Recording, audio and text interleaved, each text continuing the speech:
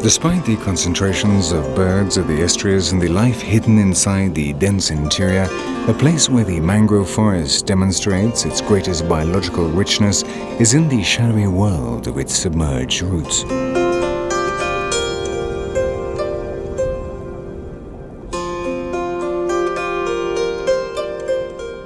Each day, the spectral world receives fresh supplies of nutrients from the rivers and the rising tides. Thus, there is constant renewal of resources in the shadowy maze of acidic muds and variable salinity, so the animals that have managed to adapt to the physical conditions proliferate in their thousands.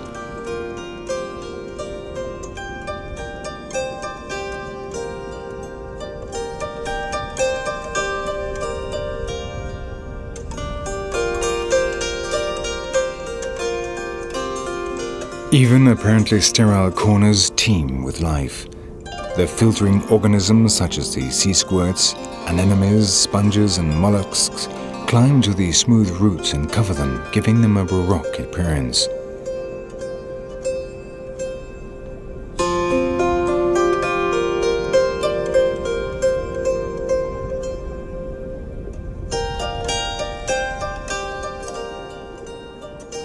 Like many other crustaceans, this spider crab of the Macropodia genus takes advantage of the microscopic food brought by the current. Like it, thousands of tiny young fish eat their fill. The submerged world of the mangrove forest not only offers them constant food, but also provides them with protection, enabling them to rapidly seek refuge among the intricate network of holes, pores and hollows formed by the roots.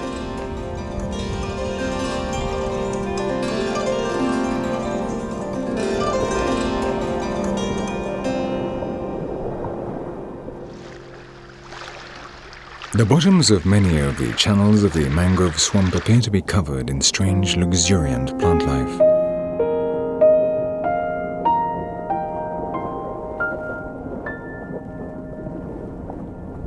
Thousands of jellyfish turn over and rest with their tentacles reaching up towards the surface, filtering the water, converted into luxuriant plants of an intermediate kingdom, a living mirage in the already strange and fascinating cosmos of the mangrove forest.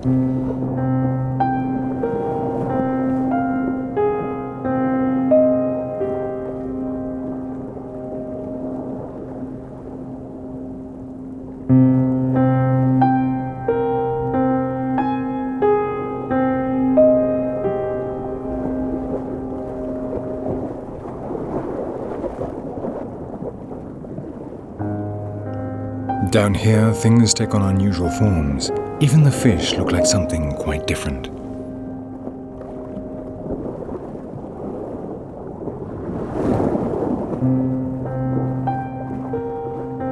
The mud and the roots are the world of the batfish.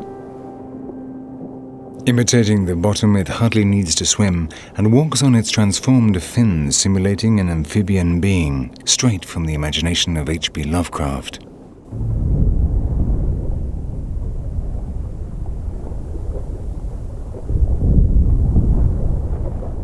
In the minimalist world of the mangrove forest, there are also giants.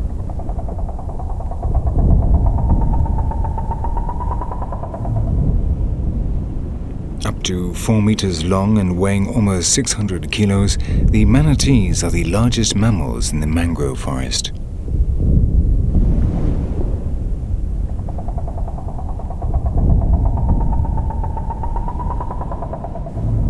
Its vegetarian diet explains its nickname, the sea cow, a name which also reflects its docile character. Because in spite of their size, the manatees are Pacific animals, and that in the mangrove forest is very unusual.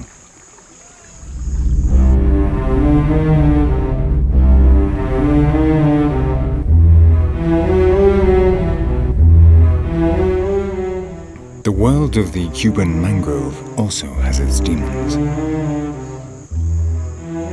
This is the Cuban crocodile, an armored-clad survivor from prehistoric times, an endemism of Cuban waters and the most merciless hunter in the mangrove forest.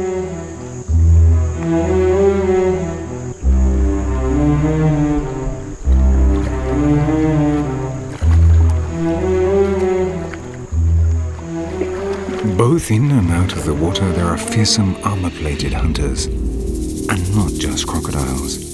Because beneath the water the mangrove swamps of Cuba conceal a fish of which it is said that it has the mouth, the skin, and the soul of a crocodile.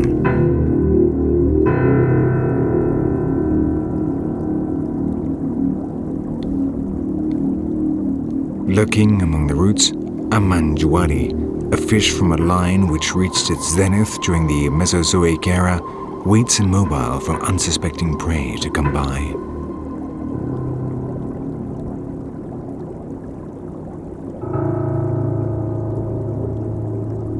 Its large toothed mouth, its primitive fins, and its armor-plated body make it a formidable predator. So formidable, in fact, that the majuari, or alligator gar as it is also known, is feared even by young crocodiles.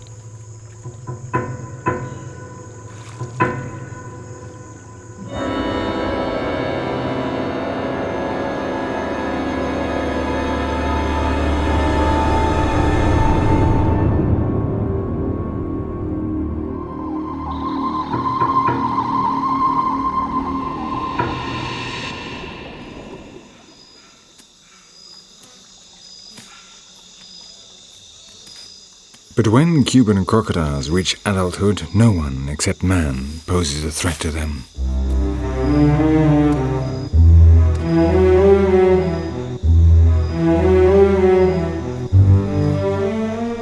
In their domains, all other living beings are their prey: fish, amphibians and reptiles, birds and mammals.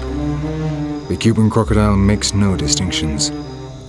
It is an expert hunter, and for it, any movement means an invitation to hunt. Jacanas and egrets search for small prey just a short distance from a crocodile. While they have him in sight, the birds are unafraid.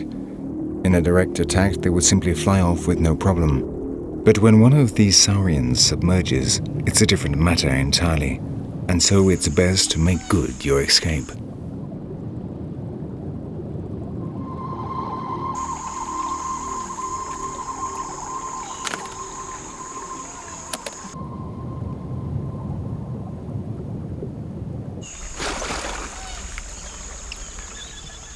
Today, Cuban crocodiles are found only in two small areas: the Zapata marshes in the southwest of the main island and the Lanier marshes on the island of Juventud, and that makes them the crocodiles with the most restricted distribution on the planet.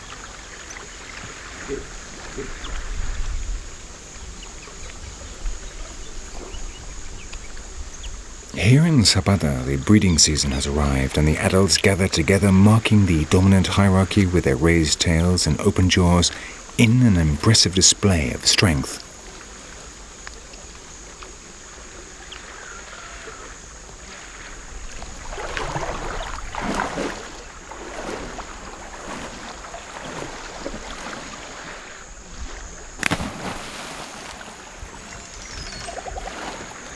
These displays will decide the order and the right to mate, and no male will give in easily.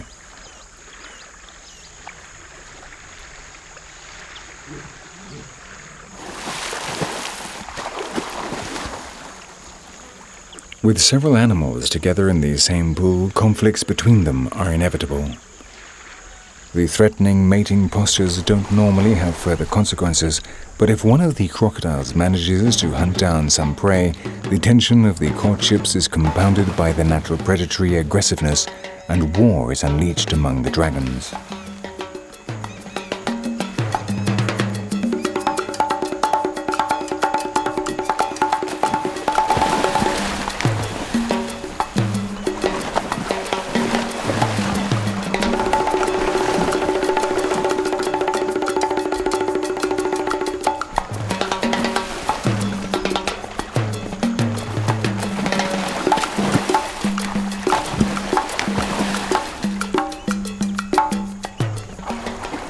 Though the combats are spectacular, major wounds are a rare occurrence.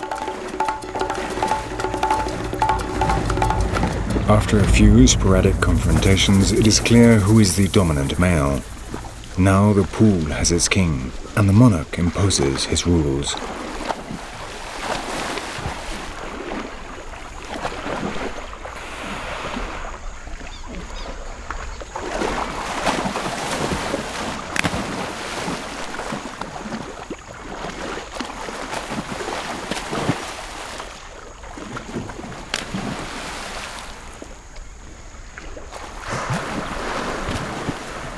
After the combats, the victorious male joins a receptive female. She tempers his aggressiveness by raising her snout as a sign of submission.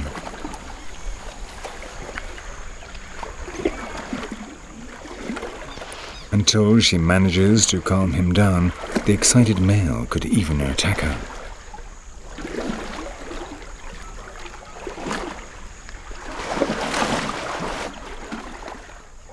When the male and the female have accepted each other, the courtship reminiscent of a dance begins. Then the female dives down, expelling air through her mouth and nose, and the male mounts her in a long copulation which can last for up to 15 minutes.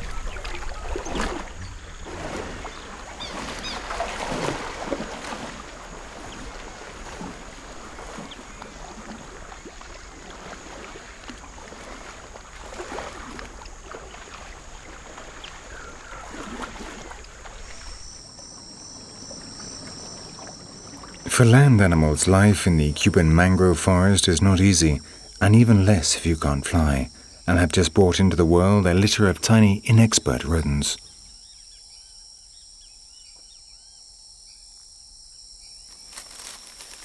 To keep its young safe, this hutia seeks the protection of the maze of corridors of a dry mango trunk.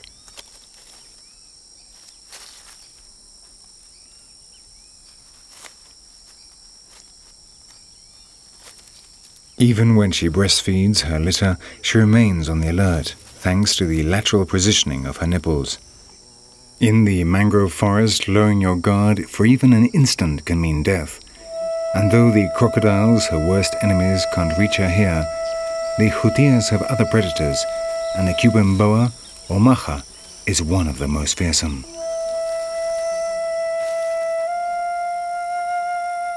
While her young are feeding, the hutia remains motionless, concentrating, alert to any sign of potential danger. Guided by its olfactory tongue, the serpent locates the den and changes course. It knows that if it can surprise the litter, it will easily be able to catch one of the young.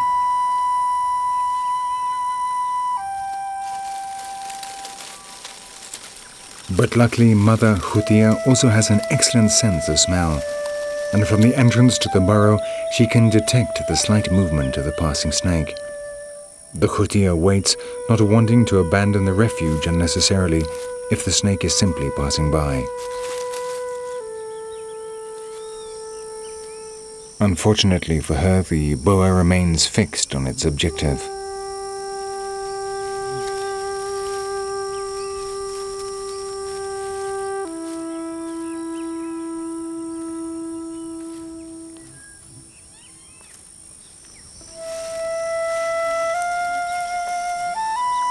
With an infinitely flexible body, the intricate trunk represents no obstacle for the snake.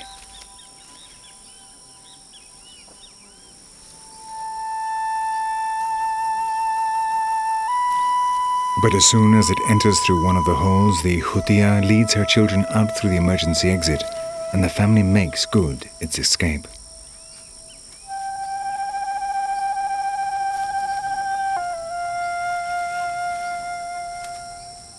Shortly afterwards, when the boa reaches their lair, all that remains is the musky smell of the rodent's fear and nervousness.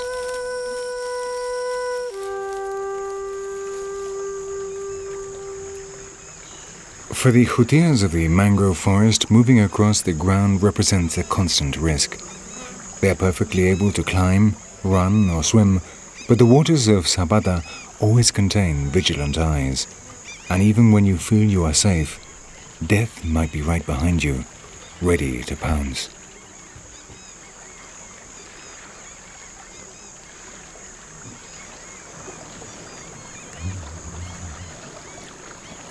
Exhausted after swimming across a pool, This Hutia is resting on a trunk, celebrating the fact she has evaded all the dangers of the water.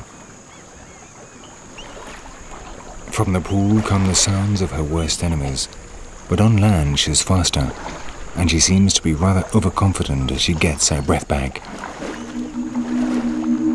Every time she turns her back to the water, the dragons go on the alert. And silently, stealthily, death approaches.